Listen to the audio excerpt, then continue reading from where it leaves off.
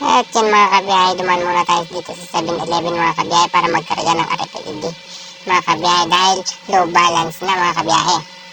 At dito napansin ko si Manong na parang hinahamon na ako. At dito mga kabiyahe, pumasok na sa isip ko ang mga hakbang na dapat kong gawin mga kabiyahe. At di na ako nagdalawang isip na bumaba at kumprontahin si Manong. Ngunit datapwat naisip ko na hindi na muna. At tuturuan ko na lang muna si ma'am kung paano magkarga sa RFID niya.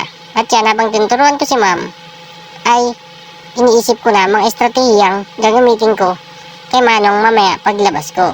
At dito mga kabiyahe, ay naghanap na ako ng maiinom ko para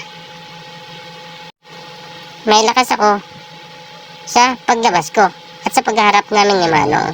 At dito mga kabiyahe, bumili ako ng Red Bull. Pero, napapansin ko si Manong ay aligagang aligaga. Parang iniisipan niya rin ako ng magandang estratehiya. At dito mga kabiyahe, napansin ko naghahanap na si Manong ng kakampi. Ngunit siya'y pawis na pawis. At dito mga kabiyahe, tinignan ko kung tama ang ginagawa ni ma'am. At sabi ko, tama yan ma'am. Ngunit si Manong, hindi talaga mapakali. Tayo upo ng tayo upo si Manong. At dito mga kabiyahe ay naglakas loob na ako.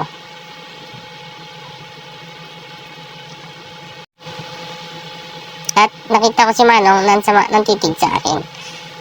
Yan mga kabiyahe, dito ay lumabas na ako at bibigyan ko na si Manong. Ayan na mga kabiyahe, binigyan ko na si Manong.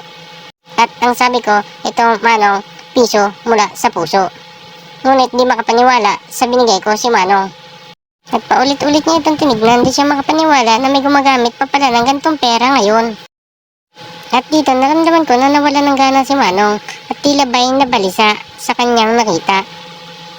Ako na nga lang daw nagbigay sa kanya, nanunuwag pa ang binigay ko. 5 pisong kalabaw kasi ang binigay ko mga kabiyahe. At dito mga kabiyahe, kitang-kitang dismayado si Manong. At dito mga kabiyahe, paalis na kami. Sasama siguro ng loob ni Manong kaya hindi na ako tinulungan sa pag-atras ko. At dito bigla kong naalala si Manong. Muntikan na kami dyan, buti na lang hindi ganun kabilis ang takbo ko. Kapag nagbigay ka, malaki man o maliit, may kapalit yan sa itaas. Sana may natutunan tayo sa video ito.